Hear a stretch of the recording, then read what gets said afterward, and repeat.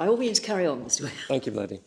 My lady, may I take off from where Lord Wilson left me with the issue of approaching the matter in a tort basis, by which I mean I'm going to address issues of foreseeability, proximity, and fair, just, and reasonable, that being what we say is the appropriate route through to determining whether there should be either a duty of care or an implied term being appropriate or necessary as suits to impose in the conditions of this case. On the issue of foreseeability, when the appellants were sensitised to platinum salts, it was to be expected, not guaranteed, but to be expected, that their sensitisation would be identified at the skin prick testing, and that was something that occurred on a monthly basis. That would automatically, pursuant to the collective agreement, lead to their losing their chosen work in the red zones, and it was highly likely to lead to a loss of earnings. They were paid enhanced wages in the red zone. See the judgment of Lord Justice Sales at paragraph 40, which is core bundle page 35.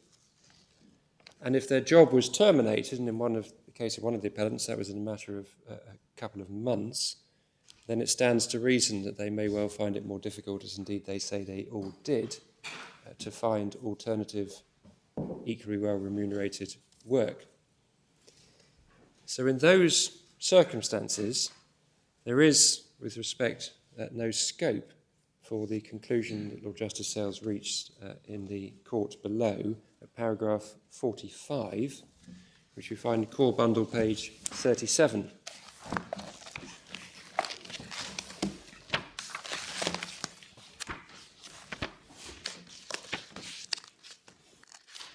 In a passage in which he was seeking to distinguish Spring and Guardian, and I'll come back to Spring and Guardian later if I may, but in paragraph 45 in the middle, so this is page 37, he says, by contrast, that's by contrast with a reference given by an ex-employer to his now ex, or to the new putative employer of his ex-employee. He says, by contrast, the nexus between the wrong committed in the present case and the impact on the employee's future employability is more indirect and remote. Not so. This involves predictable financial loss arising directly as a result of the employer's breach of duty and its policy of testing and terminating employment as set out in the collective agreement. Can I turn then to the issue of proximity and first make some general submissions about employment contracts, which are further to the partial submissions which I made earlier, just before lunch and adjournment. The starting point is we're concerned with a contract of employment, and it's now well established, and a contract of employment should not be equated with a commercial contract. And if reference is needed, see per Lord Steyn in the Johnson and Unisys case at paragraph 20, that's 217-1102. And if we go to that case, because I'd also take you to part of Lord Hoffman's judgment, if I may, so that's 217.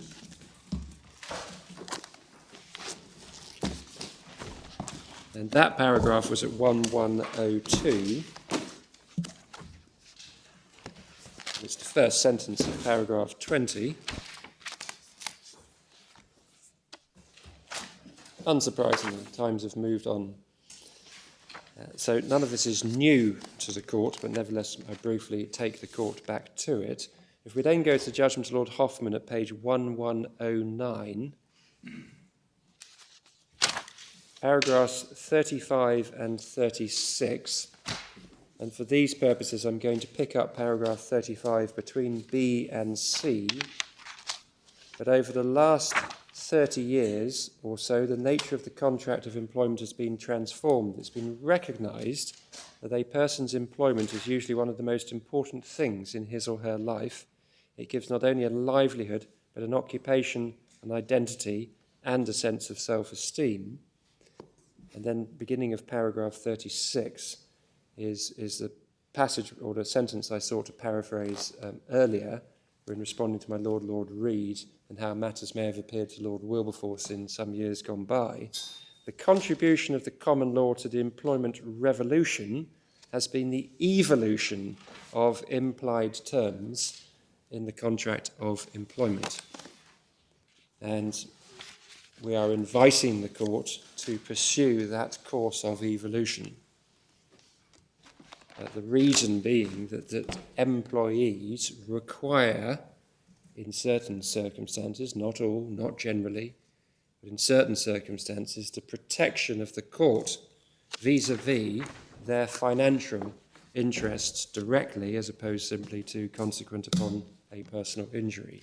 In some circumstances, like Scully, as one example, bearing no relationship with this case at all, the Scully authority, but merely opening the door and showing that in certain cases it is appropriate for the court to impose into the relationship a duty to protect only the economic interest of the claimant.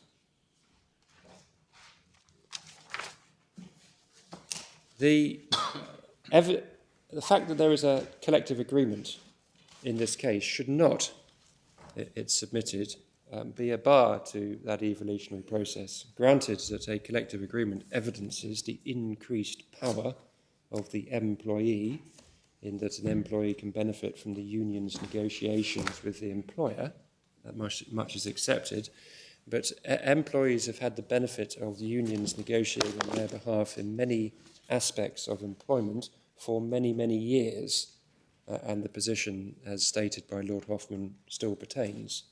This is nothing new, that there is a collective agreement or some negotiating power which has been exercised on their behalf. The position remains one of fundamental imbalance between employer and employee. Plainly, an employment relationship brings the employer and employee into, from the perspective of legal analysis and proximity, the closest of relationships. Well-recognised relationship of extreme proximity, that between employer and employee. We see this later in Spring and Guardian when Lord Wolfe considers the position of the ex-employee, given a reference by the ex-employer for his putative new employer, still to be in a relationship which he treats as close as if he was in an employment relationship.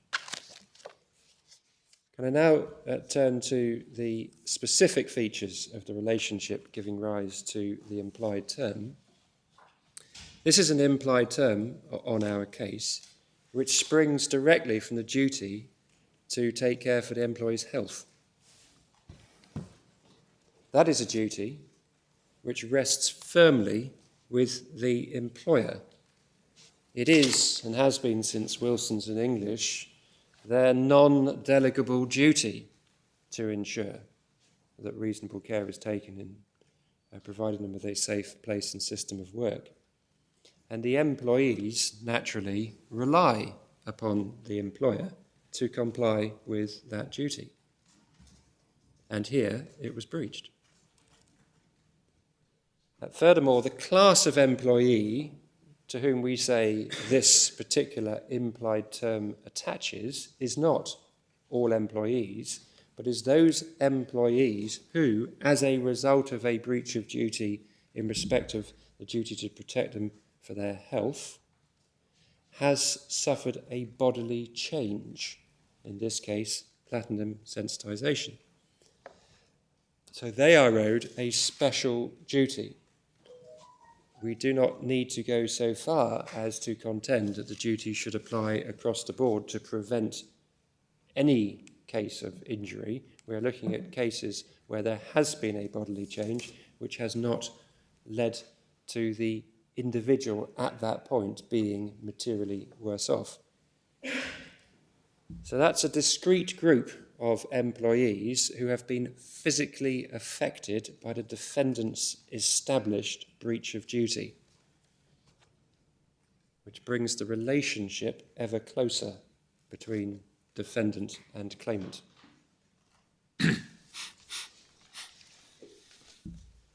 The third stage is whether it's fair, just and reasonable, or whether one calls it necessary incident of the employment relationship, as the lady has in paragraph 55 of Geese, or as I might choose to describe it, appropriate for the court to impose such an implied term.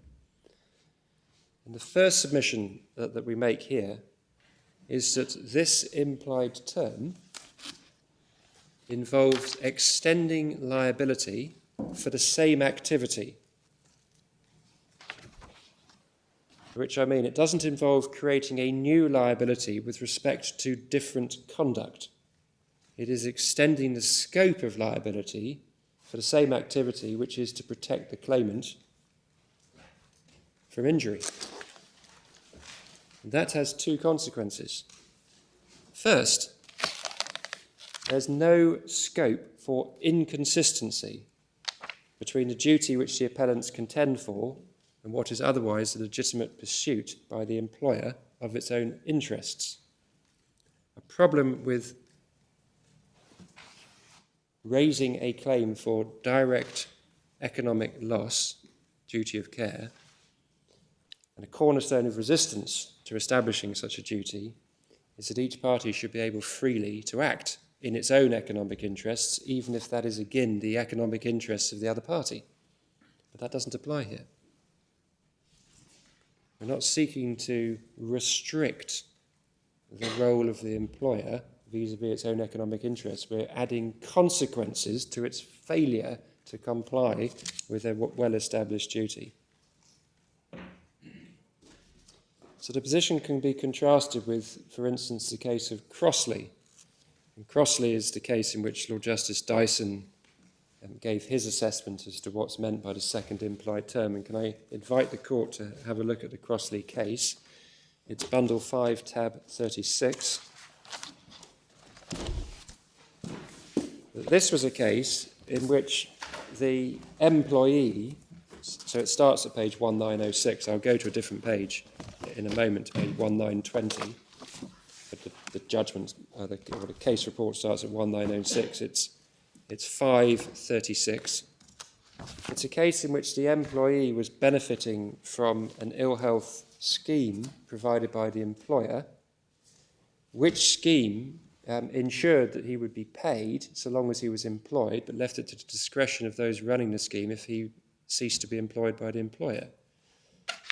Not wise to this point, the claimant then at some stage handed in his resignation, only to discover within a short period of time that the additional illness payments ceased.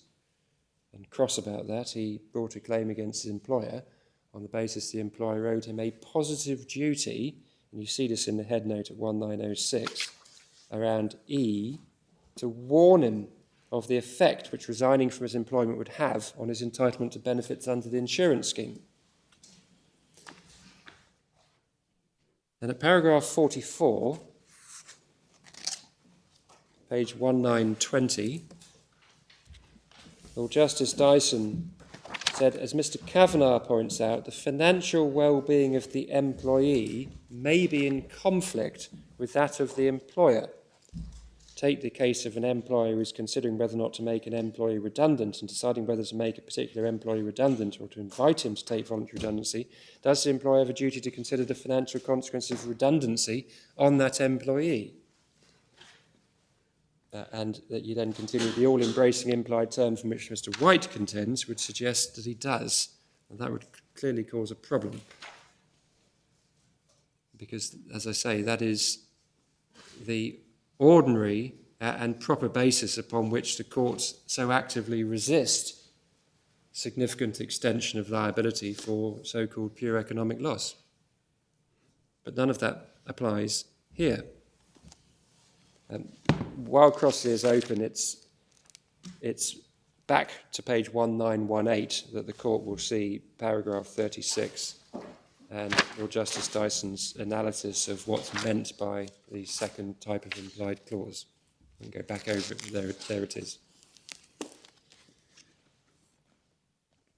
The second consequence of extending liability for the same activity is that the position is quite unlike cases such as De Jong and Shenborn, which I'll go to in a moment, in which the Court of Appeal was asked to introduce its words, a duty of a quite different nature. In other words, a freestanding duty to safeguard the employee. In that case, it was safeguarding the employee against loss. He was employed in the theatre. There was an insecure door to where he was keeping his clothes while he was on stage. They were stolen by a third party, and he brought a claim against his employer for recovery of his losses.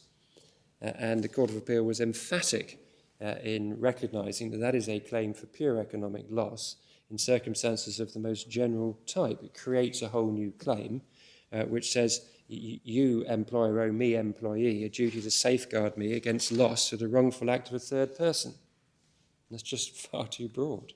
That's not how it works. That has all the problems that some rather generalised duty to protect against the economic losses of an employee holds. If we go to De Jong, it's 538.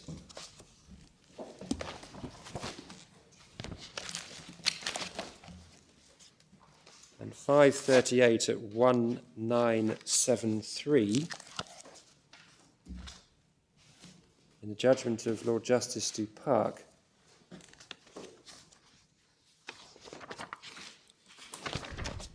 here, having referred to Wilson's in English at the top of page 1973, he properly recognises in the middle, he says, this obligation exists in order to secure the personal safety of the workman.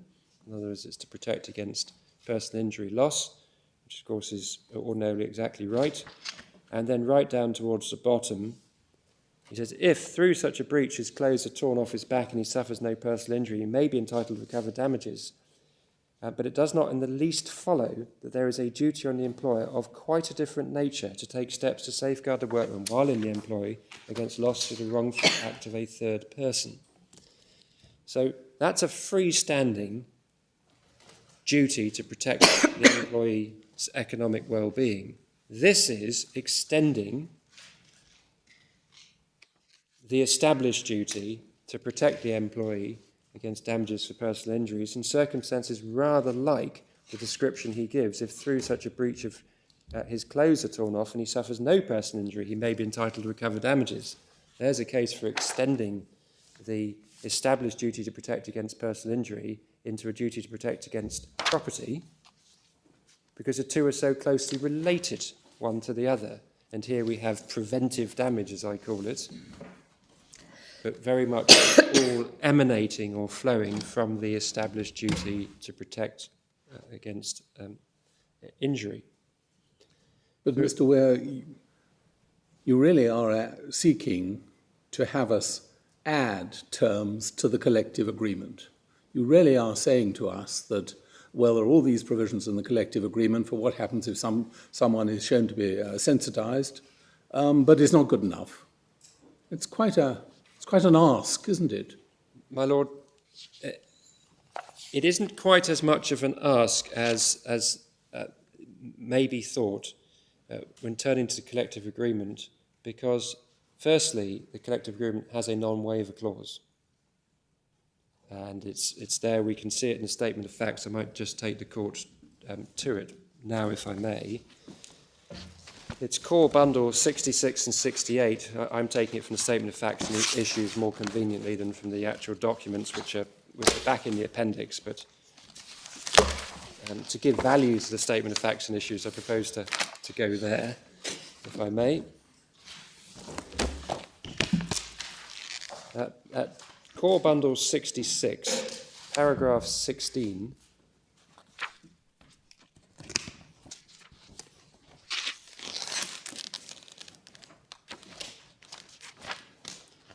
your ladyship and your lordships will see individuals dismissed with platinum allergy normally file a compensation claim against the company concerned.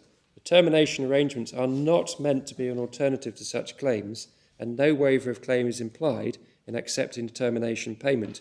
Each individual claim is referred to the company's insurers and considered on its merits. And that was we've been provided with two principal documents, and I think the periods of employment cover different periods. So that was the one that you can see from paragraph 12 was 1986. And we also provided C paragraph 19 with the 2007 version. And if you go over the page to page 68, just before it starts D, the civil proceedings, you'll see a non-waiver clause in materially identical terms.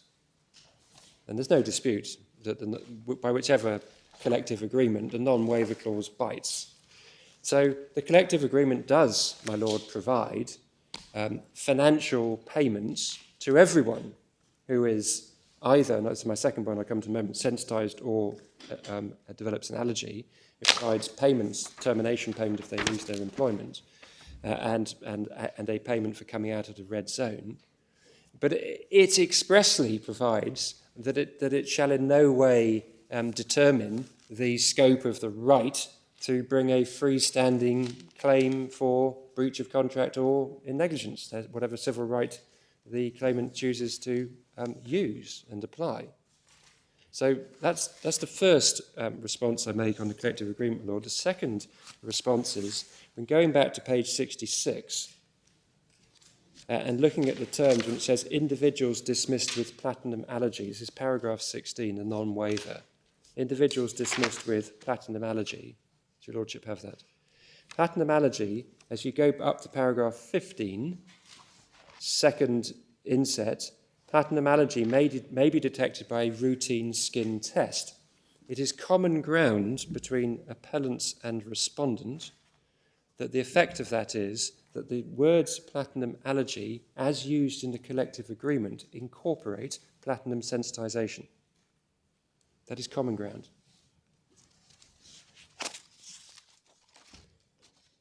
So, rather further than even I've taken it so far, this non-waiver clause actually provides individuals dismissed with either platinum sensitization or platinum allergy normally file a compensation claim against the company.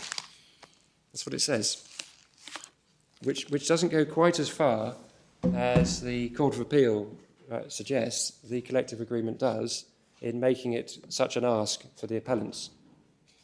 And what's perhaps more notable is that although Lord Justice Sales identified the non-waiver clause early in his judgment, paragraph 8, so that's page 25,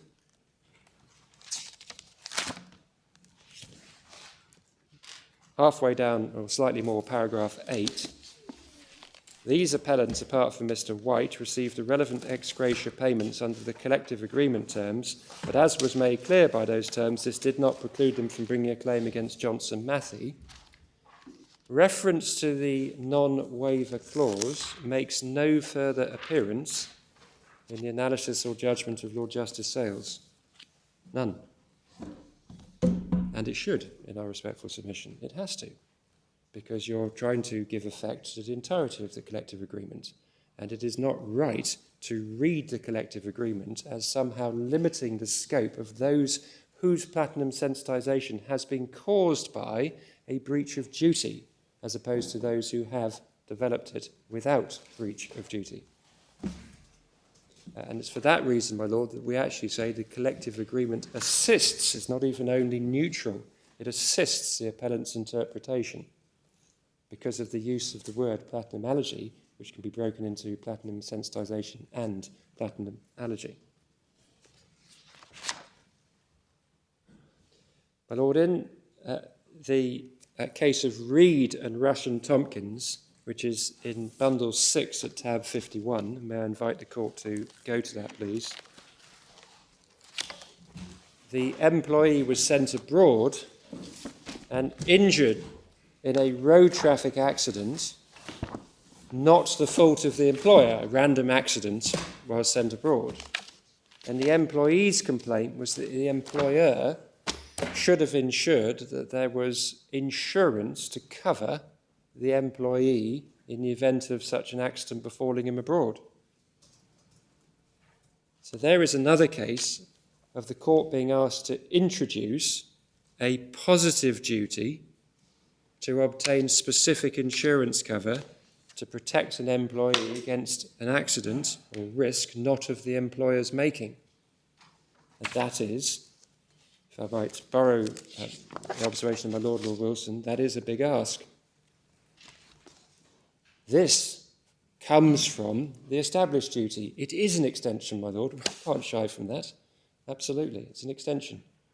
It doesn't exist, or the court has not held that it exists to date, and we're inviting the court to so to hold, but for good reason.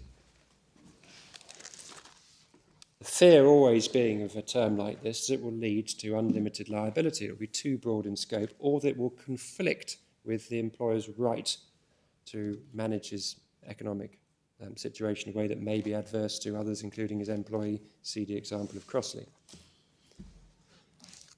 My Lord, so far as concerns raising this business of preventive damage, because it's just before the damage is occurring, that's what's happening. Then we analyse it in this term of this mitigation in advance, or preventive damage. It's preventing or mitigating the injury from occurring.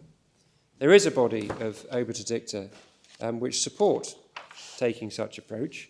Again, plainly non-binding, non-determinative, and a matter for this court to take into account as this court sees fit. But we do seek to draw the court's attention to it. We've set it out, it's para 53 of our case, which is pages 86 to 87. And I'm not going to go through every one of those parts. I'm going to start with the Junior Books case, if I may. It's like a sort of blast from the past, as if we're now bogged down in what constitutes economic loss. And we're not.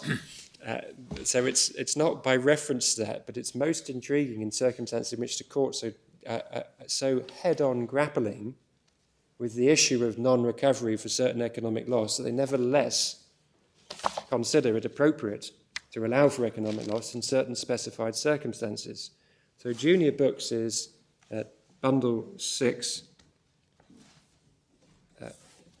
tab 44, on page 550. No, that doesn't sound right. 2228. Thank you very much. It's the case engraved on Lord Roger's heart. He was unsuccessful counsel for the defenders. Well, I think he may have got his own back. Yes. it's a case which, in the Orjula case to which I've referred, Mr. Justice Mance described it in a way that frankly couldn't be better, as it's joined the slumber of the uniquely distinguished, from which it would be unwise to awaken it without very solid reason. Difficult to beat. Reference 320-1170, lest you feel minded to reference it at some later stage. My lords, my ladies, page 2258 is the correct page reference. Thank you for the assistance. In the speech of Lord Brandon, and we're looking from A to C. My lords, a good deal of the argument presented to your lordships during the hearing of the appeal was directed to the question whether a person can recover in an action founded on delict alone purely pecuniary loss, which is independent of any physical damage to persons or their property. If that were the question to be decided in the present case, I should have no hesitation in holding that, in principle, and depending on the facts of a particular case, purely pecuniary loss may be recoverable in an action founded on delict alone. 2 examples can be given of such cases. First, there's a type of case where a person suffers a purely pecuniary loss as a result of relying on others' negligent misstatements. See Headley, Byrne and Heller. And it's the second one.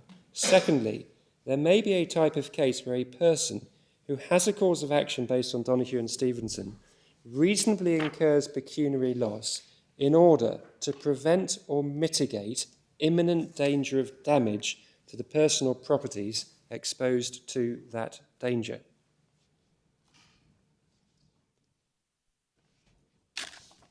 Now, But I thought the premise of all this argument was that you didn't have a cause of action based on Donoghue and Stevenson. my lord, I don't understand this to be an analysis that you need a cause of action for Donoghue and Stevenson in that sense, because this is a case in which Lord Brandon is recognising that a claim can be made for purely economic loss. You never completed your Donoghue and Stevenson cause of action. It was more that you were owed a Donoghue and Stevenson duty. I see.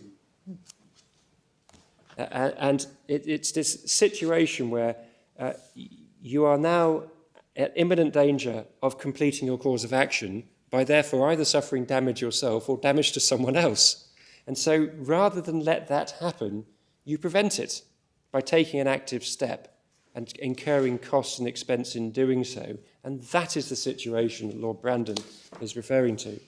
This is a dissenting speech, so it was one where Lord Roger won, so far as concerns Lord Brandon. But Lord Brandon's dissenting speech was subsequently described in D&F Estates as enunciating with cogency and clarity principles of fundamental importance.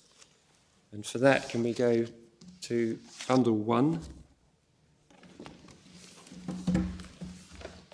tab 10, page 670.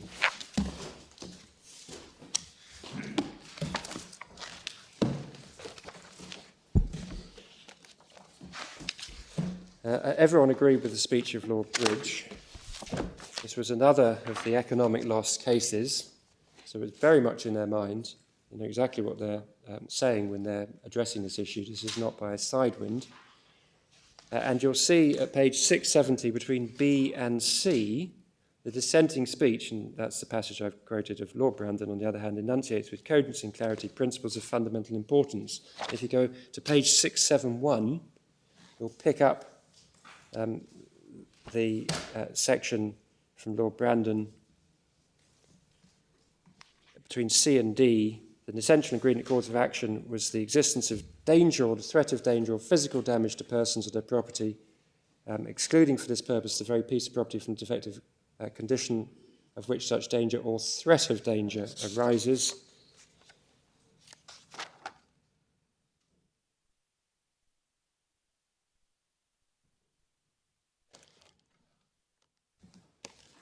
And it was in Reed, one of the Court of Appeal cases in which the rather optimistic implied term was rejected to take positive steps to protect the economic well-being of the employee, that in light of all of this, the defendant recognised what could be claimed. It's tab Bundle 6, tab 51, page 2532.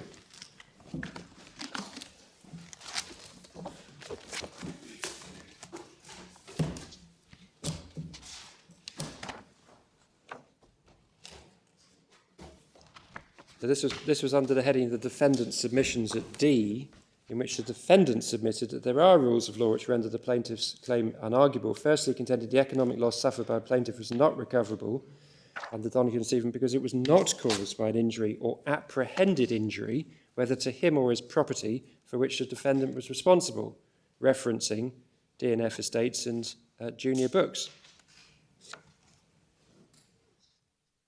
That was the problem in Reed, that there was seeking to put in play a freestanding positive duty in this respect.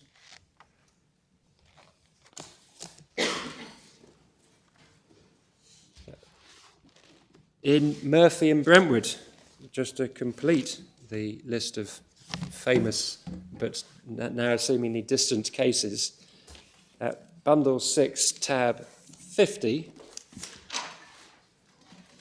Lord Bridge again, at page 2501,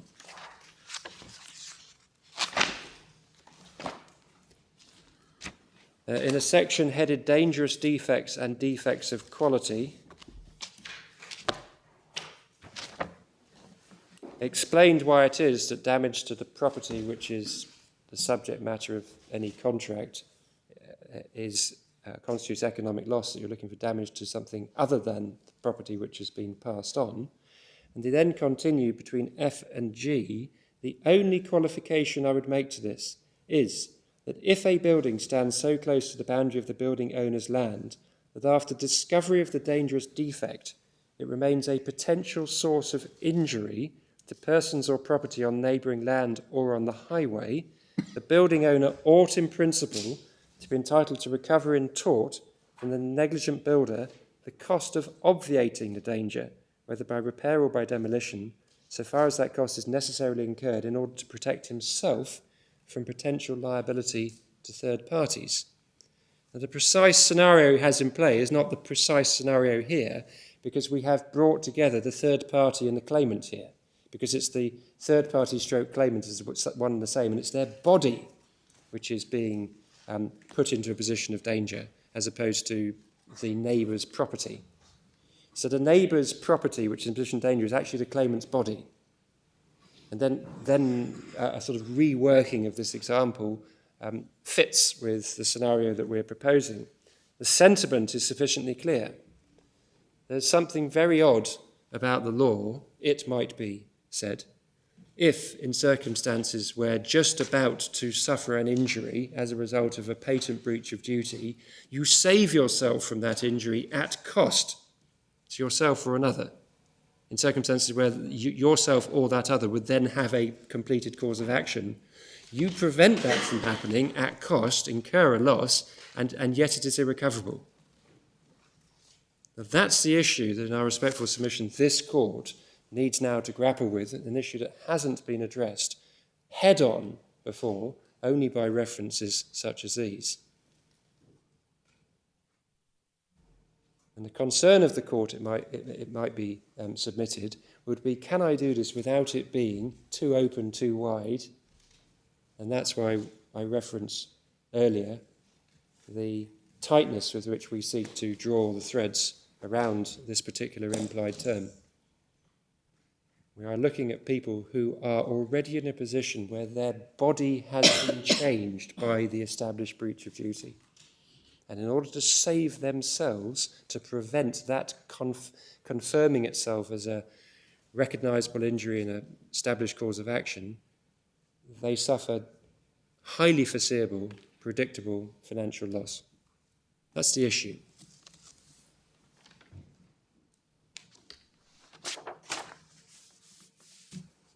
We reference in the appellant's case Lord Oliver not being convinced on this point. It's page 2515 C to D. We recognise that Lord Oliver was not necessarily with Lord Bridge. He wished to defer the matter, no doubt, to this court. So that's 2515 between C and D, although I'm not at the moment convinced on the basis for making such a distinction. Lord Keith at page 2492 gives his own example of where he considers justice demands, my words, not his, but justice demands that there be a remedy between, around F, starting just below E. So this is 2492. Starting around E, the defendants there had in relation to the design been in contractual relationships with the plaintiffs, but it was common ground that the claiming contract was time barred. If the plaintiffs had happened to discover the defect before any damage had occurred, there would seem to be no good reason for holding that they would not have had a cause of action in tort at that stage without having to wait until some damage had occurred. They would have suffered economic loss through having a defective chimney upon which they required to expend money for the purpose of removing the defect. So the mere fact that I've referred to cases pre-Murphy doesn't matter, because it's all picked up again in Murphy. This isn't to knock out those points on the basis that Dutton, where I've quoted in our appellant's case, which I don't need to go to, that can't be right because Dutton was overruled. That doesn't matter. It's a sentiment that the higher court judges are making, that we're asking this court to echo. And can I finally go back to Mr. Justice Mance in the Orjula, not to his pithy summary of junior books, but to his analysis in relation to a comparable issue here. This is Bundle 3, Tab 20.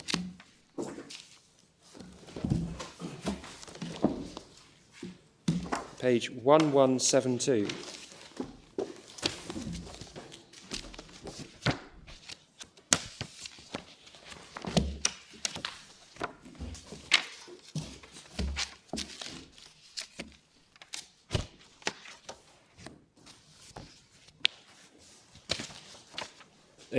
It's a very detailed judgment. It may have been a strikeout, but there's a tremendous degree of analysis to get to the conclusions that the learned judge reaches. And to make full sense, you actually have to end up back in 1169 under the heading Duty of Care to Plaintiff as bailey of the containers and the drums. But I don't, for this purpose, invite the court to do it now. But you work your way through with the learned judge to see that he recognises that the way in which some of the claim may be being put, not the claim in relation to damage to the deck, because he's established that's property damage, is actually a claim for economic loss. He then goes through what does this mean in the light of Murphy. He then quotes passages such as I've referenced, and then he draws his conclusion, albeit its conclusion couched in strikeout language, as opposed to with the firmness with which he described the property damage assessment at 1172.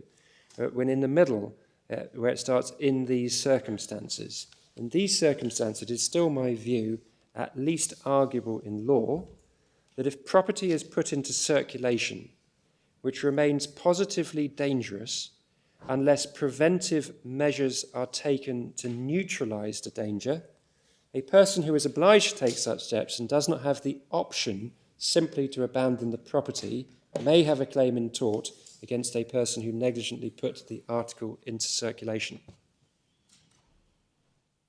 Again, that's quite a sentence. There's a lot in it. But just standing back from it and again trying to transpose from the facts of that case that which Lord Mance is indicating to us, here the claimant for property read his body. The claimant, of course, cannot abandon his body. It's the claimant's body. And the claimant is put in a position where, unless preventative measures are taken, his body is in a potentially dangerous, positively dangerous, drawing from the language of that particular sentence, positively dangerous state. And he incurs costs to dampen down the danger. Shouldn't he have a remedy against the person who damaged the property, here his body, in the first place? That's our submission as to how that transposes across to our case. Again, we're looking at the steer, which I don't think it's unfair to describe as one which goes to whether it's fair, just and reasonable. It's a judicial sense as to where the remedy, or where you might say where the burden should lie. Should the burden lie with the employer? Should the burden lie with the employee? In a situation like this, where the employer so sets up and organises its system of work that it's able to expose its employees to a toxic agent, test them and establish that they are indeed exposed, they are now sensitised, they will not be able to carry on their work, but by virtue of their timeliness in doing so, remove them from their work and suffer no financial consequences other than those that the union agreed for all concerned, not just those tortiously injured, under a collective agreement. I put it in those terms and rather hope that the court would be of one that is not fair. But that is the matter, or the issue, which our respectful submission lies with this court to determine.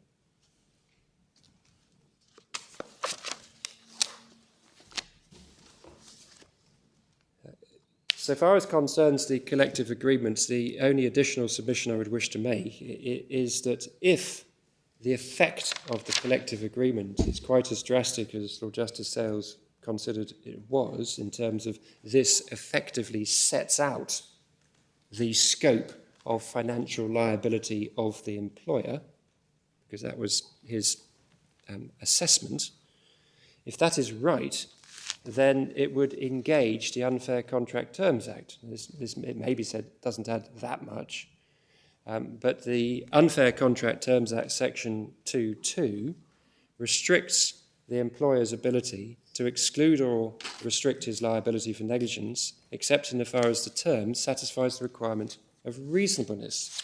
We have the Unfair Contract Terms Act, but my lady, it's in bundle 8. So it will be either accessible on the PDF, which I understand my learned friend has sent to the court, or in hard copy. But I don't think you'll find it on the memory stick. And that's at, so we're now in 875, 3056.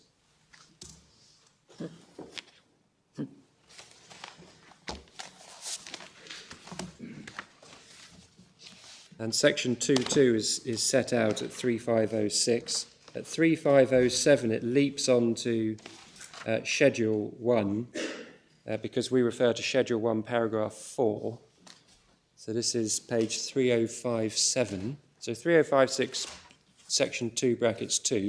And then 3057, Schedule 1, paragraph 4, on the right-hand side. So Court C, section 2.1 and 2.2 do not extend to a contract of employment except in favour of the employee.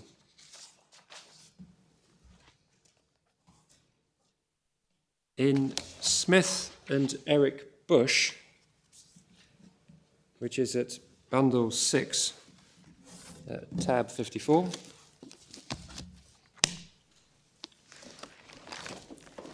another blast from the past, the House of Lords confirmed that section 2.2 applies where the party is contending that there should be no duty of care in existence at all. Lord Jauncey is at page 2628.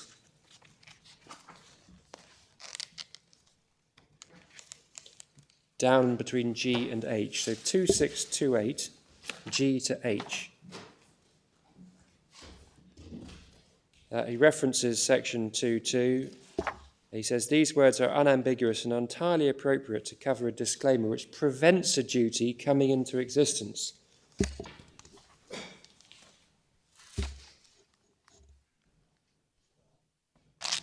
And to same effect, you have Lord Griffiths at page 2612.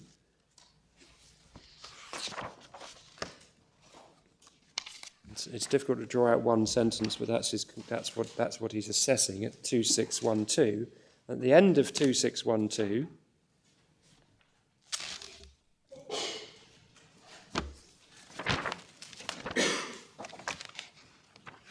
at H, he says, finally the question is whether the exclusion of liability contained in disclaimer satisfies the requirement of reasonableness provided by section 2.2. The meaning of reasonableness and the burden of proof are both dealt with in section 11.3.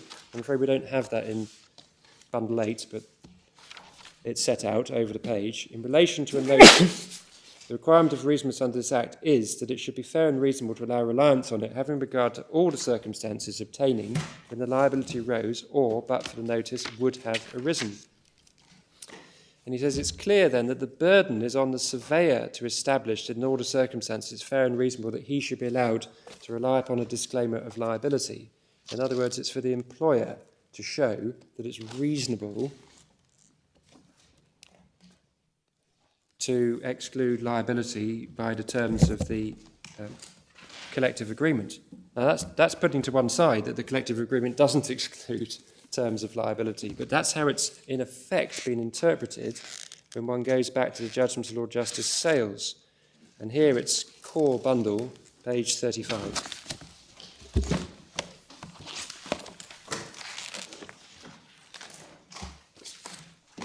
It's paragraphs 39 and 40. If I pick up 39 in the second half of 39, page 35 here, this is because the collective agreement terms, as incorporated into individuals' employment contracts, made specific provision as to the extent of Johnson Matthey's responsibility for the financial welfare of each employee, insofar as that was affected by the possibility of developing platinum sensitisation, and it cannot reasonably or fairly be said that Johnson Matthey should be taken to have assumed any wider responsibility for their financial welfare in that regard. And that reads to me like the collective agreement per Lord Justice Sales says we can exclude further liability. And that is a term which needs to satisfy in our submission section 2.2 of the Unfair Contract Terms Act. It doesn't say that, we don't agree with that at all. But if it does say that, that's what it needs to do, and that issue was not addressed. Of course, the requirement of reasonableness, absent the issue of the transfer burden of proof, is the issue of reasonableness that we are addressing in any event.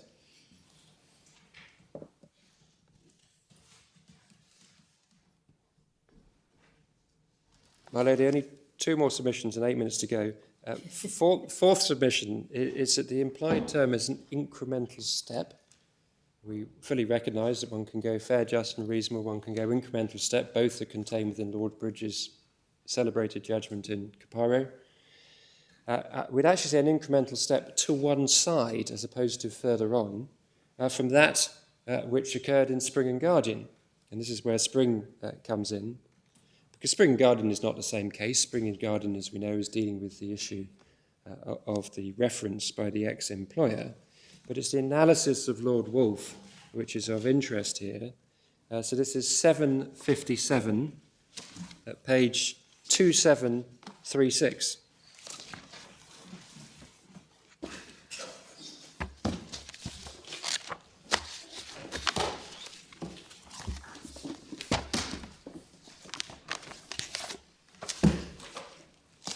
I prefix this by saying there's an interesting analysis by Lord Wolfe as to should I go to the claim in tort or should I go to the claim for breach of implied term on the previous page 2735, and he feels intuitively it's more suitable for considering the claim in negligence, and this is what he does at 2736. He then addresses the claim for breach of contract at 2747. But the conclusion was the same and should, in our case, be the same either way, by whichever route. So 2736 G to H, he says, subject to, I take it from G, subject to what I've said hereafter, it also appears to be uncontroversial. If an employer or former employer, by his failure to make proper inquiries, causes loss to an employee, it's fair, just and reasonable, he should be under obligation to compensate that employee for the consequences. This is the position if an employer injures his employee physically by failing to exercise reasonable care for his safety. And I find it impossible to justify taking a different view where an employer, by giving an inaccurate reference about his employee, deprives an employee, possibly for a considerable period, of the means of earning his livelihood. The consequences of the employer's carelessness can be as great in the long term as causing the employee a serious injury. So here, what if the employer, A, negligently causes his employee to become platinum sensitised, such that he can't start his new job with employer B? Our case is there should be an implied term and he should be liable for the financial consequences. Otherwise, you have a situation where the same employer A is liable for the financial consequences in which the employee moves to employer B, but the employer A gives a negligent reference. You've got an employee at Johnson Matthey who chooses to move. He's sensitised.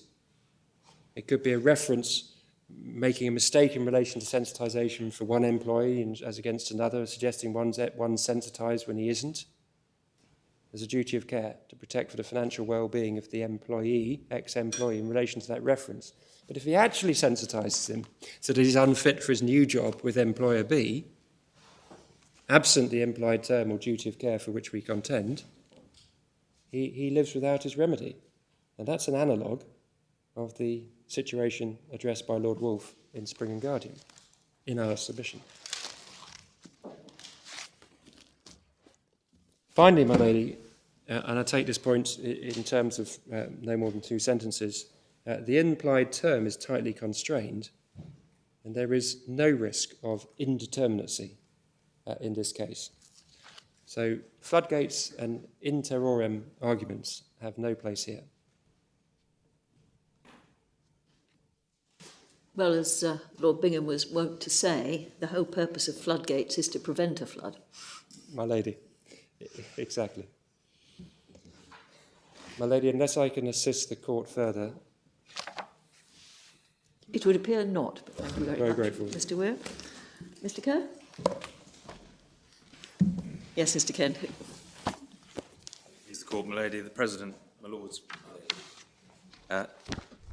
Going straight to ground 1, actionable injury, my learned friend doesn't pretend that his claim under this head is anything other than a claim for personal injuries. I mention that because, of course, he has referred at some length to some of the property damage cases, but he acknowledges that he's talking about personal injuries and seeks to bring himself within the authorities which tell us what those are. He says that at a point in time prior to the 3-monthly skin prick test, which revealed sensitization in each of his clients, there was an accrued cause of action.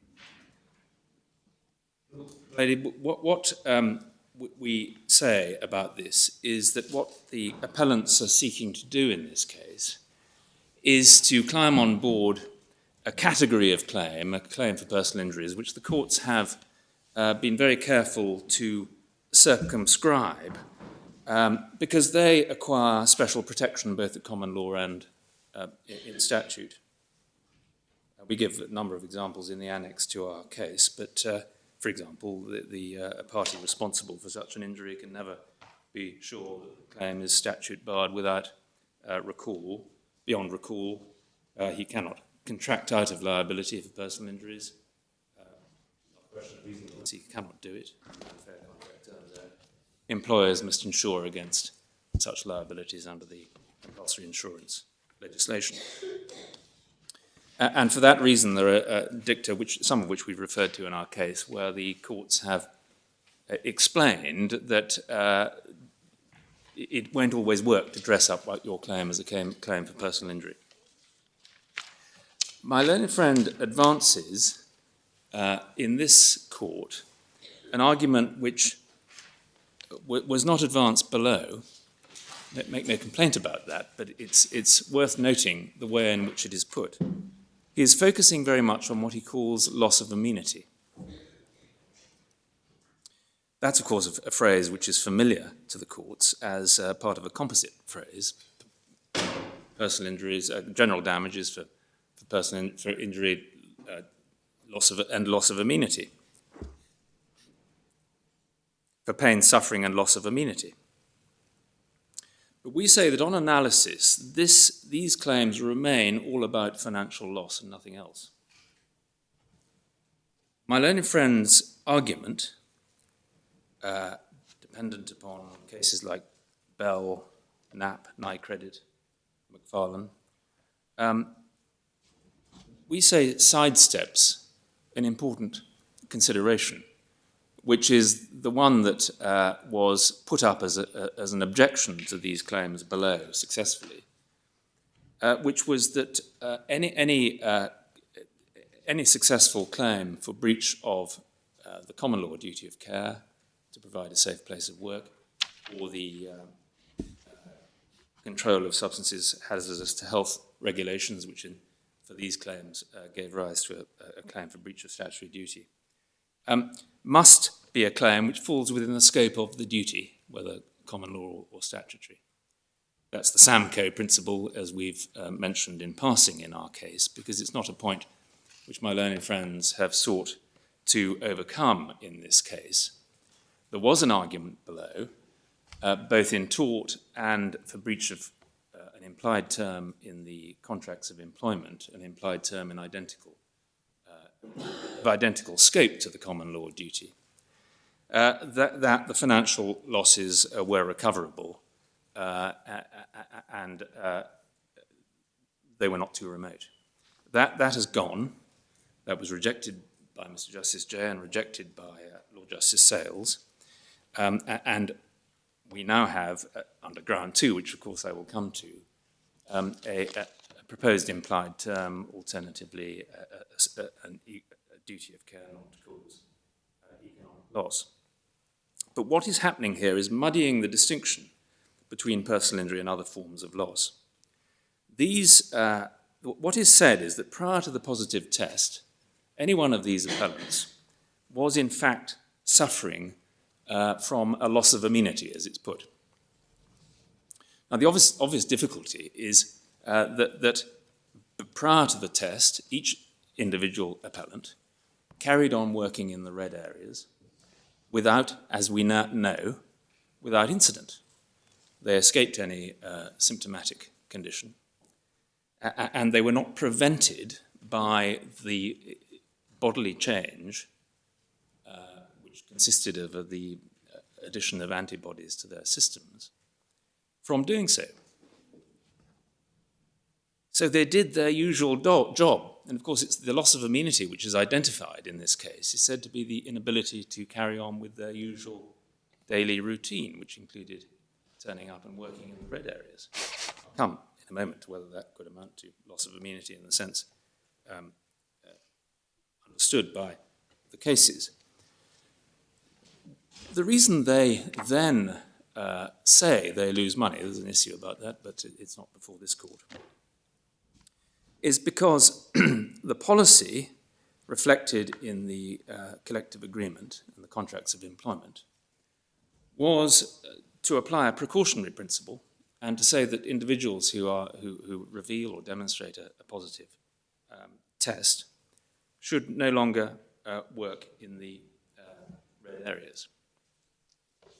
Now, this is not work that ever should have involved direct contact with platinum salts.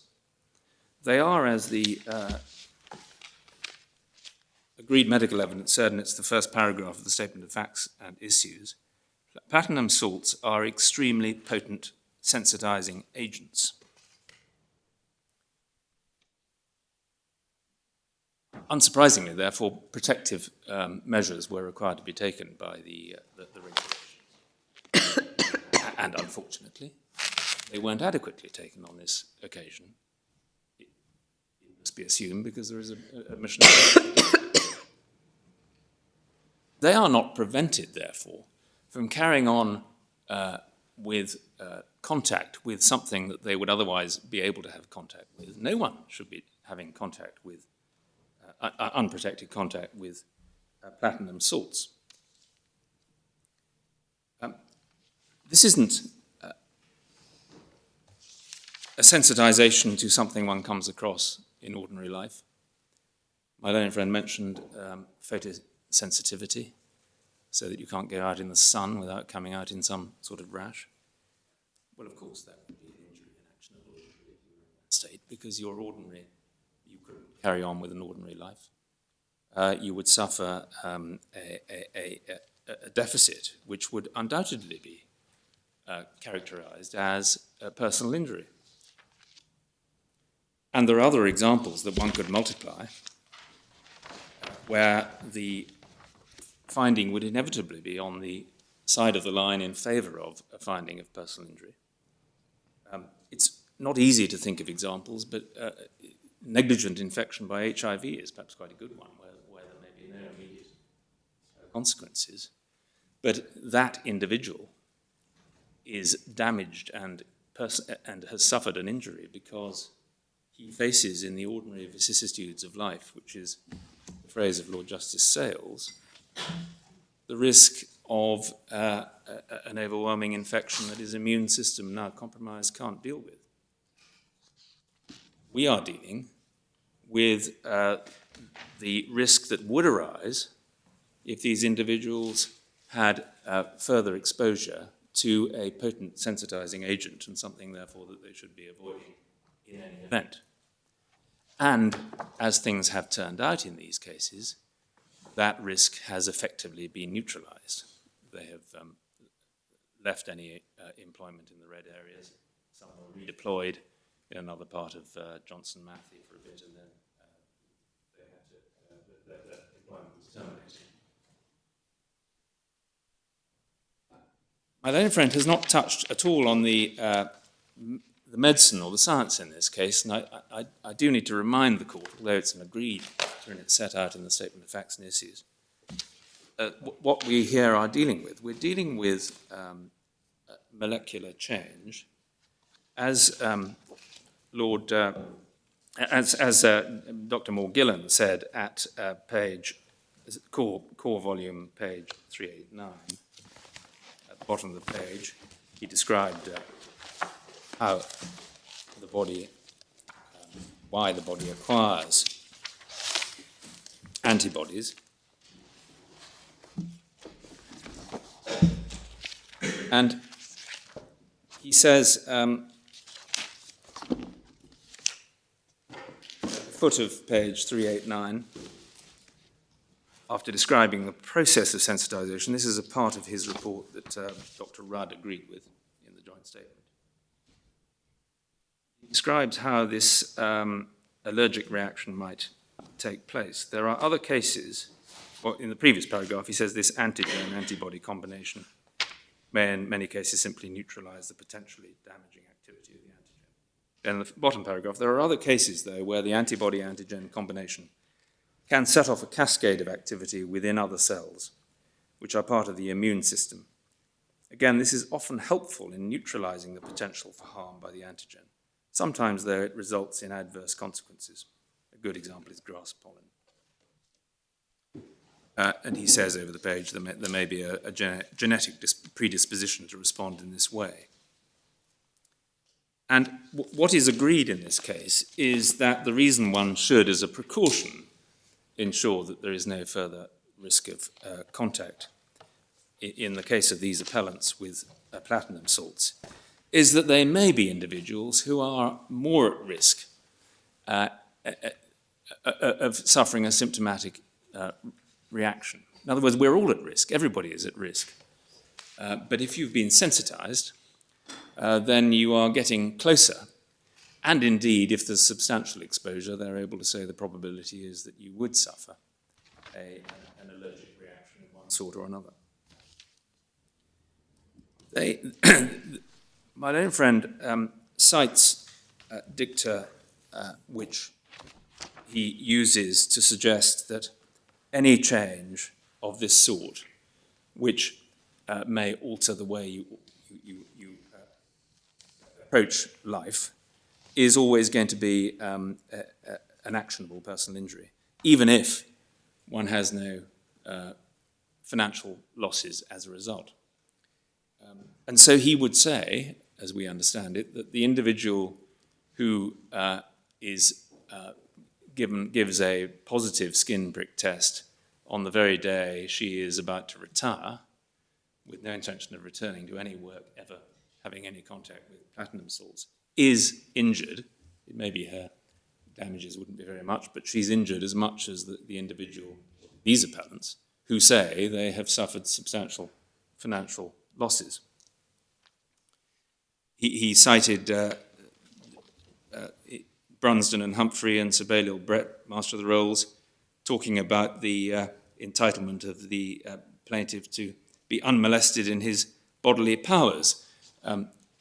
In the context of a case where, as it said at the beginning of the Master of the Rolls judgment, the jury had awarded £350, which he said illustrated how serious the injury was in that case, an illustration also of how the value of money has changed. He simply wasn't contemplating a situation of this sort. These cases should always be understood, and I would say the same about the comments of Lord Dyson, Master of the Rolls, in Carder, in the context of the case before the court. In that case, in Carder, a serious symptomatic condition of asbestosis, which was undoubtedly causing a great deal of disability to the claimant. What we say is that in reality, these claimants are using, I don't mean this pejoratively, but they're using the bodily changes as a pretext on which not to claim an entitlement to pure economic losses, because that's their alternative ground, but to claim that they have suffered actionable personal injury. We say this is unreal. These appellants were not prevented from these invisible molecular changes within the system from continuing in their normal work. They, a less scrupulous employer, or one who hasn't been asked to sign up to a collective agreement of the sort here, which required, under the collective agreement, required these employees, once a positive skin prick test was resulted, to be redeployed away from the red areas. a less scrupulous employer might simply say, well, you turn up on Monday. There's nothing wrong with you. And if the employee says, well, I'll have to do that, and goes on doing that, and then as a result, a month later suffers an allergic reaction, we would say it's the month later that any cause of action would accrue to him. These appellants are in reality seeking a recovery for purely economic losses. There's nothing to which one could attach an award of general damages for pain, suffering, and loss of amenity without there being the financial losses on top. The financial losses are not consequential on an injury in the way in which will be true of someone who physically could not do his normal job. They are consequential on a policy and a contractual arrangement, which requires in certain circumstances the employees to have their employment terminated against what we say is a generous financial settlement when that happens. And because we're not talking about a sensitization to something one comes across in ordinary life, like particular food or wool or leather or something that you can't avoid, but only sensitization to something which is itself a dangerous chemical that you need to keep clear of, their predicament, if I can put it that way, is a purely financial one and nothing else. Now that, of course, brings in my learned friend's alternative argument that an implied term or a duty of care should be found to protect them from that, to which I will return. But that is the correct analysis. And we say that this is, there is no concept of actionable personal injury which is somehow only present because of a contractual arrangement dealing with a certain situation. The reality is that before these appellants gave a positive skin prick test, as my learned friend says, there must have been a time in that 3-month interval, probably, when they were sensitized, all unknowing. They faced a risk of carrying on work with the possibility of contact with this sensitizing chemical and facing an allergic reaction. Strictly speaking, it was a risk that should have been eliminated by compliance with the regulations. Hardly lies in my mouth to complain about that because we've admitted breach of duty, but strictly speaking, that is the position. At the very most, at this notional time before this, the result of the test is revealed, that individual faced a risk of injury and not an injury. And so we say, looking at it in that way, the acquisition of these molecular changes, which we've said in paragraph 25 of our case, means, in fact, that each appellant is at, we say, 6 removes from the possibility of a symptomatic condition. The first step must be further exposure. The second step must be that his sensitization hasn't spontaneously disappeared, as can happen according to the medical evidence. Thirdly, in his case, the exposure must trigger this cascade. Fourthly, the cascade must initiate changes in the mast cells, causing them to release histamine and an inflammatory response. Fifthly, the inflammatory response must give rise to symptoms, and sixthly, those symptoms must be long-lasting and significant enough not to be transient and de minimis. That is the position of each appellant.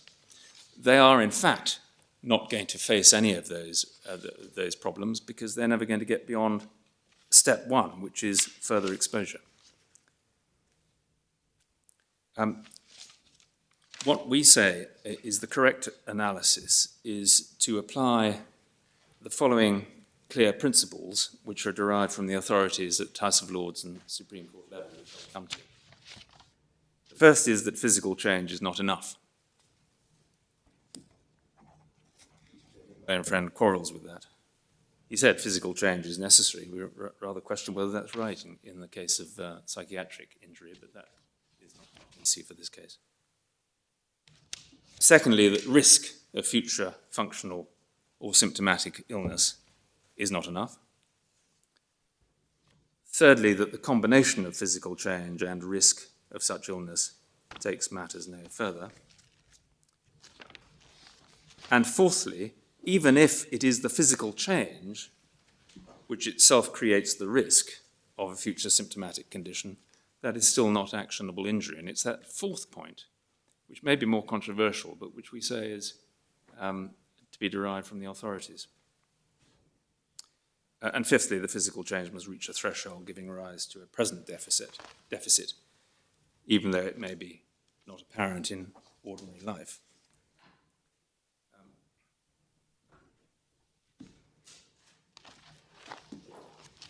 The point about cartilage and Jopling, and the issue there was whether knowledge is an additional ingredient before a course of action is complete, and the answer, regretfully, by the House of Lords was it was not, and therefore, in those cases, the claims were statute barred.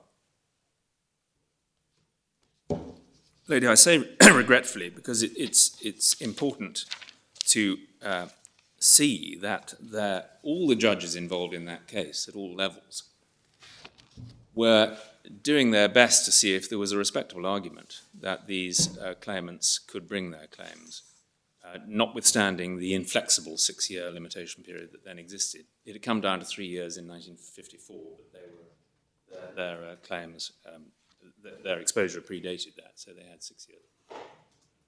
And so there was no incentive, and it's quite apparent, on the parts of those judges and members of the House of Lords to identify an occasion so far back that the point was beyond argument, as was noted by Lord Roger in Rothwell, by reference to the case of Brown and Steel, I think it is, British Steel.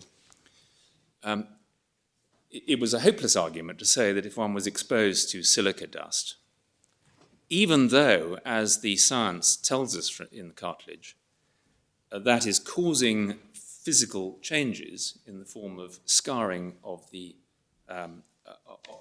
lungs and fibrosis. It was a hopeless argument to say that the cause of action had accrued right from the time that the silica dust was inhaled. So they weren't, it's perfectly obvious that the cartilage, and if there's any doubt about this, Rothwell puts this beyond doubt. We're not saying not only that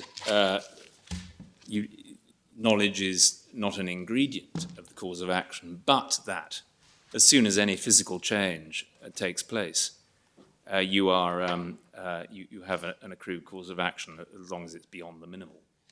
Obviously excluding cases which would be so trivial that no one would bother to sue for them. And it is worth just reminding oneself, and I do remind the court, of the facts. They're set out in tab 1 at page 445.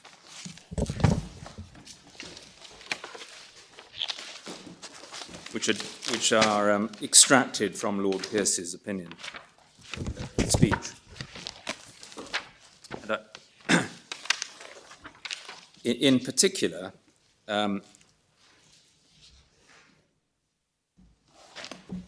the trial judge noted that the breach of duty continued until sometime in 1950, or rather, any breaches after 1950 were trivial because masks were then being worn. So he was focusing on exposure before 1950. And incidentally, these were probably quite young men during that earlier period. We don't have enough detail, although one of them is mentioned, Mr. Patterson, who was 44 years of age at the time of the I think, trial in 1958. and he therefore was in his 30s or early 30s when he was exposed. But what is important is at page 446, at the foot of the page, just before a paragraph that begins, the disease was caused by the inhalation of invisible infinitesimal particles. But before that, at the end of the previous paragraph, it was noted that the trial judge was enabled to trace with some degree of accuracy the physical condition of most of the plaintiffs from 1950 onwards. And it goes on, the disease was caused by the inhalation of invisible infinitesimal particles of fragmented silica, which entered the lymphatic vessels forming part of the lung tissue. Either by their sharpness or by some toxic action, they damaged the tissue and caused minute scars. The scarred tissue was inelastic and could not perform the functions of the unscarred tissue. As the amount of scar tissue increased with the continued inhalation of the particles, so the efficiency of the lung tissue was reduced. Quote, "The ordinary man in normal health," said the judge, "has when young a substantial surplus of lung capacity, on which he need never call, save in the exceptional case of severe illness or extraordinary exertion, until the damage is sufficient materially to diminish this surplus capacity. There may be no indication of shortness of breath or other clinical sign." And the point to make is that by the time of the X-rays that had been taken in up to 1950, that is more than 6 years before the action was brought, in most of the cases, there were visible to a skilled eye what was called the affection of the lung. And if I could just jump ahead to what was said in tab 2, Court of Appeal.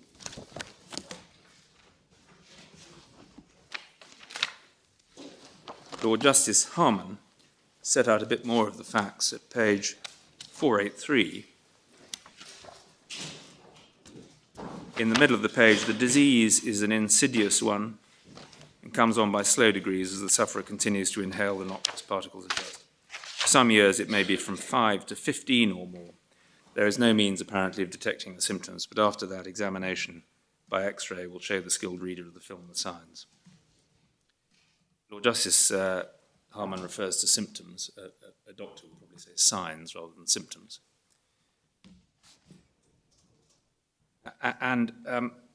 So we're talking here about an assumption or a finding that the courts were driven to in that case, regretfully, that these plaintiffs, more than 6 years before action brought, had got to a point which was some 5 to 15 years or more down the line of exposure, at which, as the trial judge said, the reserve capacity was being eaten into. They had, therefore, a reduced lung function. And although my learned friend said, well, that's part of the reserve capacity, they still were unsymptomatic or unaware of their condition, no one would hesitate to describe that as an actionable injury, because one is entitled to one's full capacity lungs, and they didn't have it. They had a diminution in their capacity.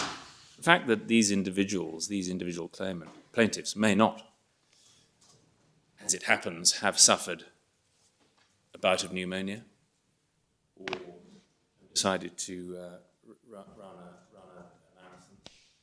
and therefore didn't notice their loss of capacity is no answer. They undoubtedly had a functional deficit, which would affect them in ordinary life. Again, Lord Justice Sales, the ordinary vicissitudes of life. Now, is that actually critical? I mean, say, for example, you had somebody who never exerted himself. He wouldn't actually be affected by the reduction in lung function. But if he were, say, a professional sportsman, then it could be disastrous for him. But obviously, the ordinary person isn't a professional sportsman. Well, my lord, the answer is that that latter person would be entitled to greater damages, but the sedentary individual would be entitled to say, well, I haven't got my full lung capacity. And again, the point is, rather like the HIV example, that individual faces a risk that his lung capacity may be needed in full and may not therefore operate in the way it should do. In contrast, that's just ordinary living. In contrast, here we have someone where one has to posit that they come into contact with this very rare chemical, which itself is a chemical you should keep clear of in any event. That, we say, is the difference. It is ultimately a question of fact. But what I'm seeking to do is, I'm leading up to points that are being made about what Lord Justice Pearson had to say about the prudent steel dresser who decides to give up work. That is at 1 tab 2 at page 491. And my learned friend has drawn your attention to it, and it was referred to by Mr. Justice Jay and Lord Justice Sales. The notion of the steel dresser who's become aware of it by X-ray examination or otherwise. So it's got to the stage where it can be identified. It's not the very early stages.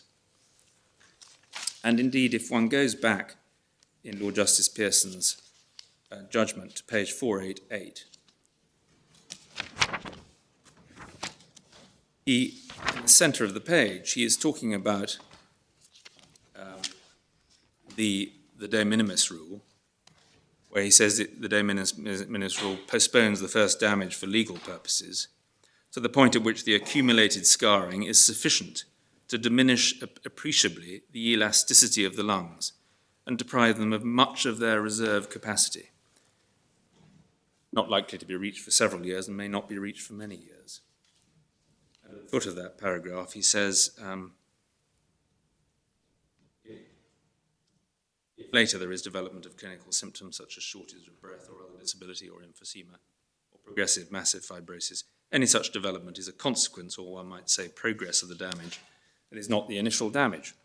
But the damage he's referring to for legal purposes is the point at which the accumulated scarring is sufficient to diminish appreciably the elasticity of the lungs. So he's not, when he refers in back at page 491 to the prudent steel dresser, who becomes aware of it by X-ray examination or otherwise, contemplating someone who simply decides that his employer is not complying with safe practices or regulations and decides he wants to, he's had enough of it and he'll go off but lose his earnings.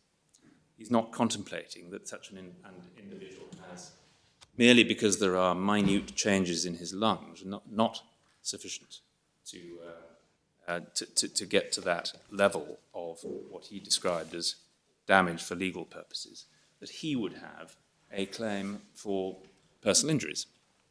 And so we say that Lord Justice Sales was correct in his analysis of this, that Lord Justice Pearson shouldn't at this point be taken as contemplating somehow the economic consequences might, in the case of that individual plaintiff, give him a claim for actionable personal injuries when it might not in some other case.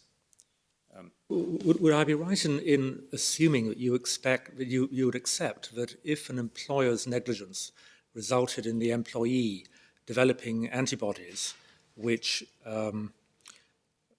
made him liable to develop an allergic reaction to something encountered in everyday life, like sunshine or hay or pollen or cats or dogs, then that would be an actionable injury? Yes, I would, my lord, and for the reasons I've sought to set out. But the really the critical distinction on your argument is the rather unusual nature of exposure to platinum salts. yes, very much so. Unusual for the general public, but not for this particular category of person. Yes. Well, it's in practice, as we're told, and this is part of the agreed medical evidence, something you simply don't come across except for specialist Platino-type photographic processing, which is now just a hobby activity, and some processes relating to catalytic converters. And that's what Johnson Matthey were engaged in those processes.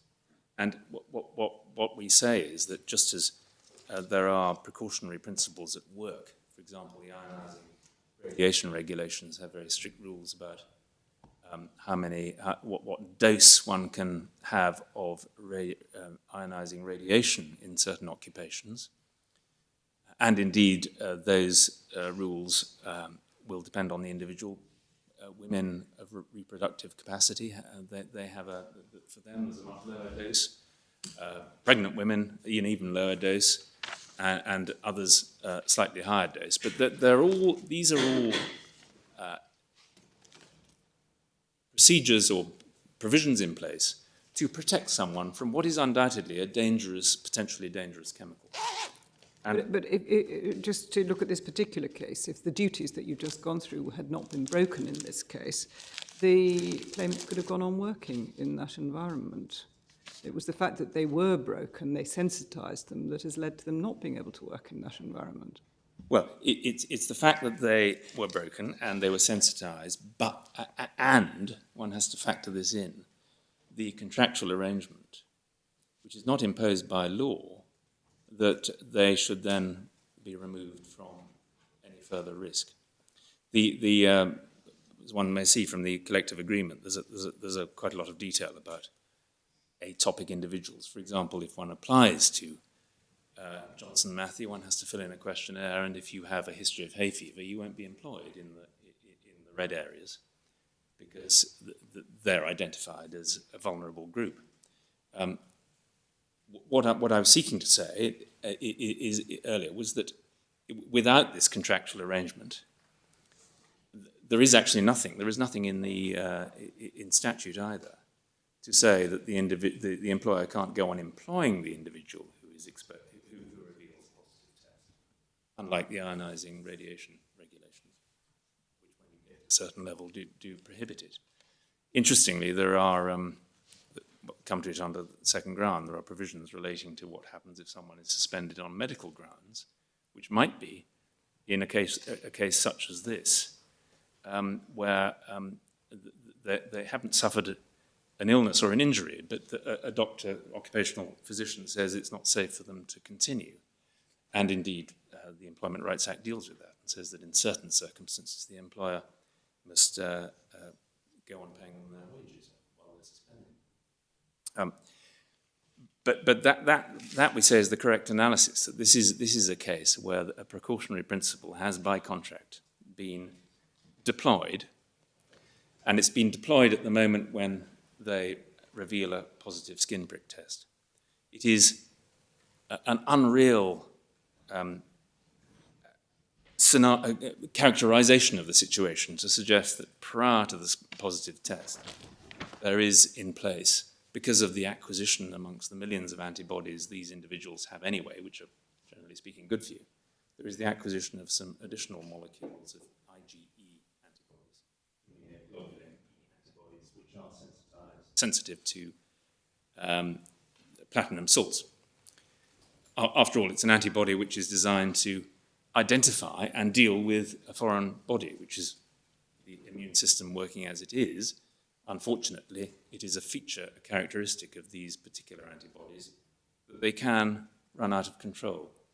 Not to any desperate degree. We're not talking about a malignant consequence. We're talking about rhinitis, possibly asthma, which is obviously serious, and so on. And so that's why I say that this is, on analysis, not an injury of the sort that was being considered as reaching the actionable threshold in cartilage and Jopling. And, lady, what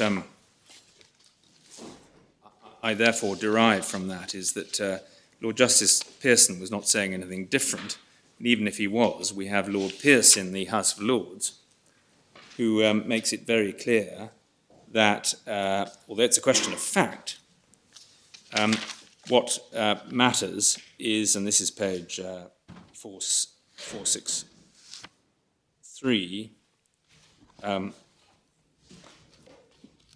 in tab 1.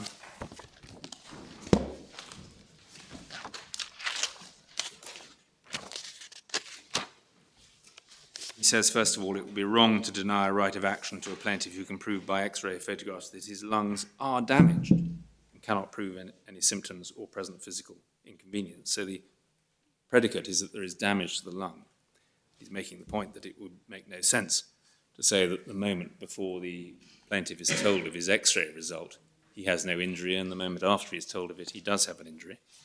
And then over the page, it's been read many times and repeated many times in the authorities, in the middle of the page, evidence that those changes are not felt by him and may never be felt, tells in favour of the damage coming within the principle of de minimis non curat lex.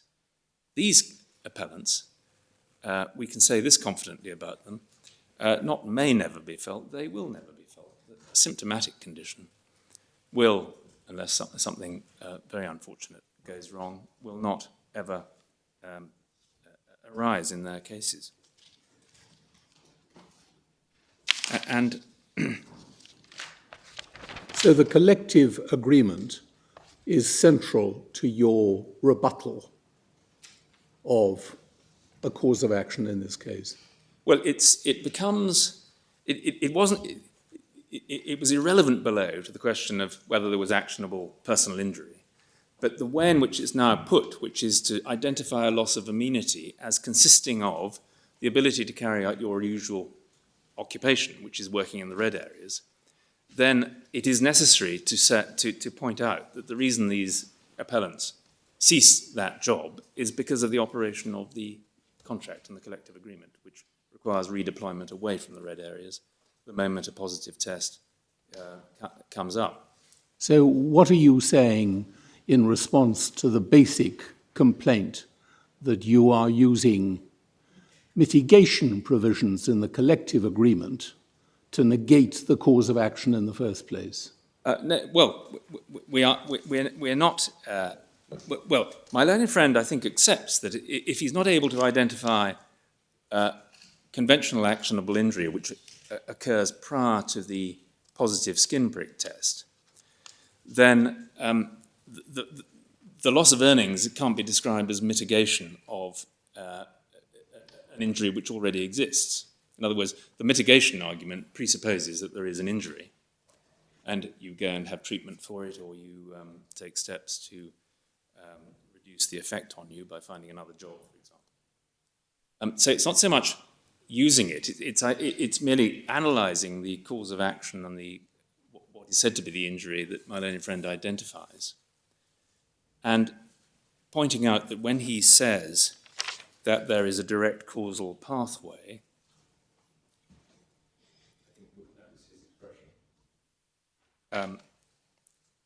between the sensitization and the losses, the most one can say is that the causal pathway is mediated by the contract arrangement, which results in termination and incidentally results in a payment of money.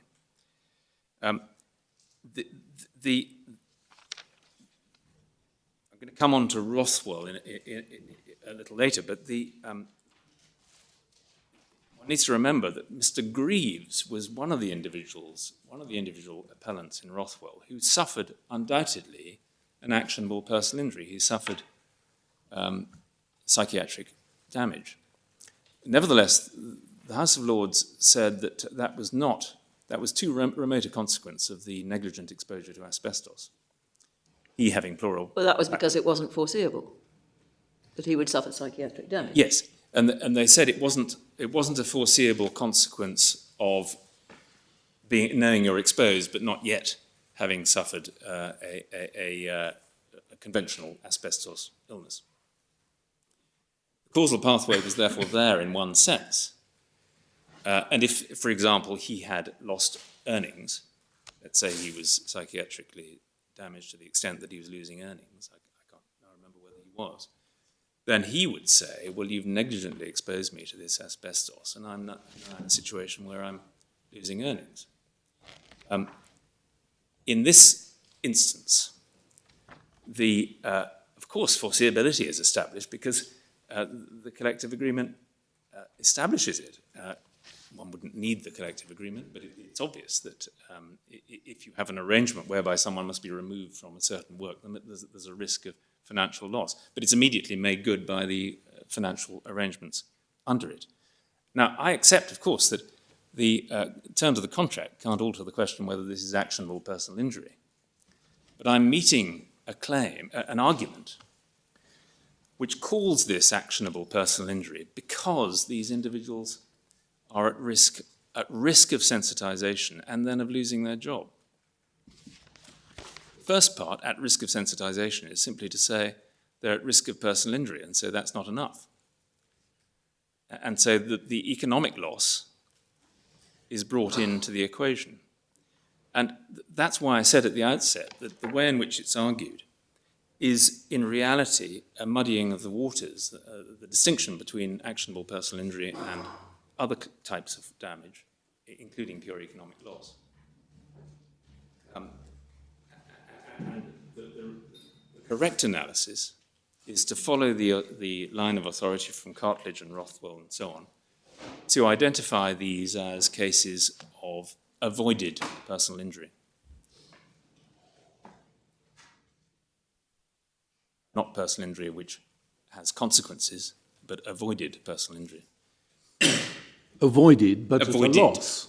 I'm sorry. Avoided, but at a net loss. At a loss, which would be purely economic, and that then would bring us to the whether my own friend is right on ground too. But we do submit that it is doing nothing for the coherence of the law in this class of case to speak about these cases as cases of actionable personal injury.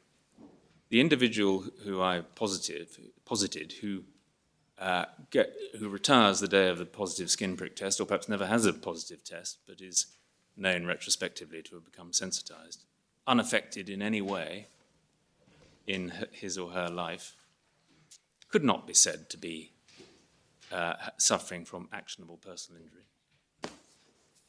The difference between that individual and these appellants is only the financial loss, but my learned friend is at pains to say his case does not depend upon the fact that later, after the skin prick test, there were then said to be loss of earnings. All this proceeds on the basis that the sensitization, the production of the IgE, isn't an injury. Yeah, yes. If that's wrong, then all of this is... Yes, although that's certainly right. If one has an injury, then the losses, well, there may be an argument about whether they're truly consequential, but we haven't, the court hasn't tried the issue of causation and quantum. The reason I say that is because there might still be an argument that the reason you're losing money is not to do with the fact you are sensitized, but the contractual arrangement that requires you to be redeployed, if necessarily dismissed. But it may not be an injury, but, Mr. Kent, it's a condition and it's physical. Yes, but so was the minute scarring of the lungs in cartilage for 10 or 5 to 15 years before it gets to a point where the courts would regard that as actionable damage. So when you say this is all about economic loss, we must keep our eye on the ball. It all stems from a physical condition. Well, it's not a direct consequence of the physical condition. These appellants could go on working with platinum salts. After all, anyone working with those chemicals is required to wear protective equipment and so on. And they're not prevented in any physical sense from doing so. So that's why I say the causation question is rather more difficult than may at first sight seem to be the case. This is not conventional economic loss attached to a personal injury. But we say that if I'm right in submitting that the individual who has no desire ever to work again at Johnson Matthey or anywhere, and doesn't want to take up a hobby of photographic type processing, is uninjured, my learned friend would say, well, that's because you look at that particular claimant. But the molecular changes are exactly the same in the case of that particular claimant. The risks are exactly the same. The difference between her and these appellants would be that these appellants have part of their working life ahead of them. And the changes, I'm going to come to to Rothwell and the asbestos cases, because to give a preview of what I'm going to say about that, there was quite a body of evidence about what is happening in the body, the lungs and pleura of an individual who has inhaled millions of asbestos fibres. And there's absolutely no doubt that there are, in those cases, substantial physical changes in the lungs and in the pleura, partly as a result of the immune system taking over. And yet it was never suggested by the courts or those who were arguing on behalf of the claimants in those cases that, leave aside the case of Brown in the Court of Session, never suggested that, that inhalation, and that was a silica case, not an asbestos case, inhalation was an injury, or the changes that come later, precancerous changes, were an injury, except by one litigant, which was an insurer, public liability insurer, Municipal Mutual, who wanted to argue unsuccessfully in the case of Bolton that the policy was, the relevant policy that was triggered was one in force at the time of these early changes. I'll have to come to that. But if I can take the matter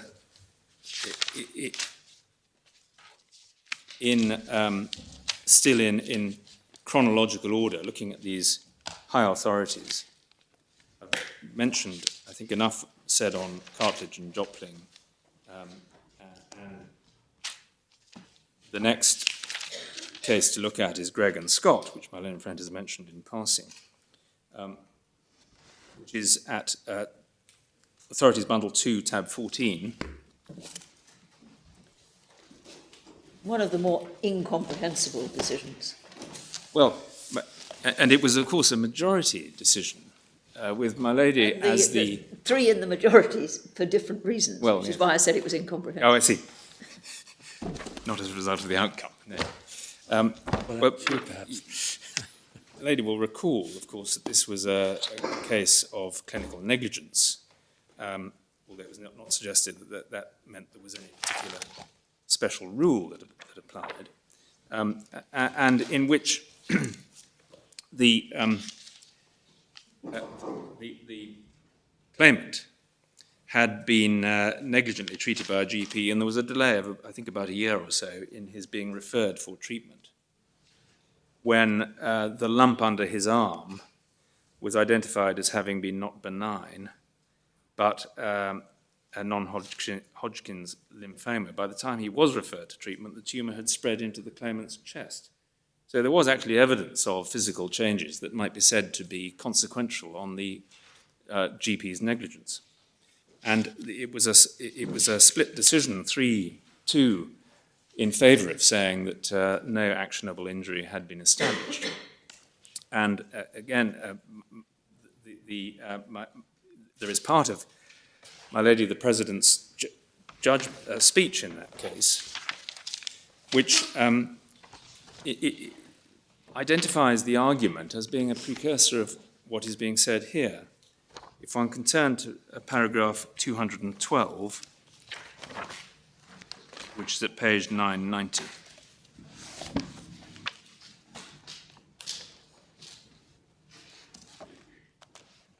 Having discussed the case of Hodgson and the problem of what you do in a case where the risk remains unresolved, my lady said, at 212, this is therefore a new case, not covered precisely by previous authority. The appellant himself described his argument as a policy approach. He recognises it's a question of legal policy, whether the law should be developed as he argues it should be. The wide version of the argument would allow recovery for any reduction in the chance of a better physical outcome or any increase in the chance of an adverse physical outcome, even if this cannot be linked to any physiological changes caused by the defendant. A defendant who has negligently increased the risk that the claimant will suffer harm in the future, for example, from exposure to asbestos or cigarette smoke, would be liable even though no harm had yet been suffered. This would be difficult to reconcile with our once and for all approach to establishing liability and assessing damage. Unless damage were limited to a modest sum for anxiety and distress about the future, sensible quantification would have to wait and see. Just pausing there, of course, that was a rather foreshadowed an argument that was discussed in Rothwell in relation to asbestos. And then Milady went on, the narrower version of the argument would require that there be some physiological change caused by the defendant's negligence, bringing with it a reduced prospect of favourable outcome. And so what that case was about was the consequences of the delay. yes. And as I imperfectly, no doubt, recall it, the delay had some effect on the chance of a successful outcome, but not made it more likely than not. That's right. It had gone from a 40% chance of survival for 10 years to 25% Yeah. as a result of the delay. So that was what it was all about, loss of a Yes. chance. Yes. And the reason I'm referring to this is because it was identified. First of all, the narrower argument has echoes in this case, a physiological change, bringing with it a reduced prospect of a favourable outcome. That's clinical negligence. In this, to turn it the other way around, a physiological change as a result of the negligence, which has an increased prospect of an unfavourable outcome. And that is said to be the state of affairs that was existing at this notional period between the sensitisation and the skin prick test and the appellant's removal from danger. And my lady discussed, as it were, being the casting vote on this issue, because the other two members of the other four members of the court, I think, were split. Well, any one of the three in the majority may have been casting the vote. You can't assume that just because I was the most junior, I was. Well, it is, I shouldn't have put it that way, but as one reads it, one gets to your ladyship's speech at the end, and so it looks as though it's the final decision. But in a lengthy passage, which I won't read out, your ladyship discussed all the possible arguments, and effectively, if I may summarise it this way, said there's a lot of logic in that argument, that the risk in those circumstances is an injury. And in paragraph 222, the logic of this argument, however, is that personal injury law should transform itself. It should never be about outcomes, but only about chances. It seems to me that this is the real problem we face in this case. How can the two live together? Until now, the gist of the action for personal injuries has been damage to the person. My negligence probably caused the loss of your leg. I pay you the full value of the leg. £100,000, my negligence probably did not cause your leg. I do not pay. If I can jump ahead, because the court can read this, the point was that there would be ramifications for any approach which was treated as actionable personal injury, a reduced chance of a favourable outcome or an increased risk of an unfavourable outcome, including the fact that the claimant who some claimants would not recover 100% of their damages under that doctrine. And paragraph 225 at the end, the ladyship said recovery would be much less predictable both for claimants and for defendants' liability insurers. No reason in principle why the change in approach should be limited to medical negligence.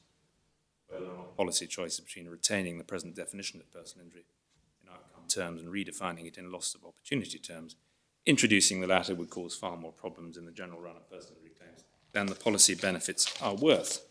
And I cite that because that, of course, was central to the House of Lords decision in Rothwell, which is the next. It's not in fact the next decision in chronologically. The next one is the Bolton decision, in the Court of Appeal. And I think I've got time just, possibly, to take... You've 5 minutes. Well, I can I think I could invite the courts to read the passages I need by identifying them. It's at tab 7, Page? Page 609. Sorry, volume 1, tab 7, page 609. And Lord Justice Longmore, from paragraphs 11 to 16, discusses the pathogenesis of mesothelioma. And to preface that, the issue between two public liability insurers was which one picked up the liability for a claim against the insured by an employee who had suffered mesothelioma. Was it the insurer on risk at the time of the exposure, or was it the insurer on risk at the time, some later date, when it could be said that Mr. Green, who was the victim, would have had an actionable injury? And what was being, this tells us is that there are various ways in which, from paragraph 11, was thought, and this is evidence of Dr. Rudd, I think, again, that there would be that fibres would act in causing genetic alterations within the system, and that there would be various stages in that process. There would be precancerous genetic alterations in cells, and although they could not be detected by any routine clinical radiological examination, it would be possible to detect them by examining them in laboratory tissue. So that gave rise to an argument set out in paragraph 14. Mr. Palmer, on behalf of MMI, submitted that accidental injury occurred either on inhalation of asbestos fibres or perhaps on the first bodily reaction to such inhalation. And he described it as an insult to the person's bodily integrity which occurred on the first being exposed. And then it goes on in paragraph 14. In theory, there were theoretically separate arguments as to exposure and early bodily reactions. And he relied on the minuscule changes which, as described above, preceded the genetic changes which gave rise at a later date to the existence of cancerous cells. And to shorten this reference, the Court of Appeal concluded that there was that the public liability policy of MMI responded to a moment when there was actionable damage on the part of the underlying claimant, the victim. When he had a claim, then there would be the policy would be triggered, and so it fell within the MMI policy. There was no distinction being made between the policy wording and the way in which the courts identify the moment of a cause of action accruing in a personal injury claim. And what was rejected was the argument that initial bodily changes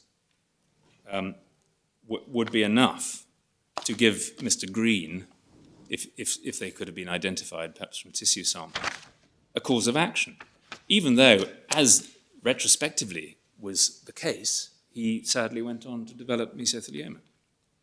And they said, well, in fact, his cause of action accrued at some point prior to, probably about 10 years prior to the moment he became symptomatic, many decades after he had been exposed to asbestos. And I refer to that, and I'll come back to what I get out of that, because that case was cited in argument in Rothwell. They're not referred to in any of the speeches. That's a very convenient moment. Thank you very much indeed, Mr. Kent. The court will now adjourn. We look forward to hearing from you again at 10 o'clock tomorrow. Yes, ma'am.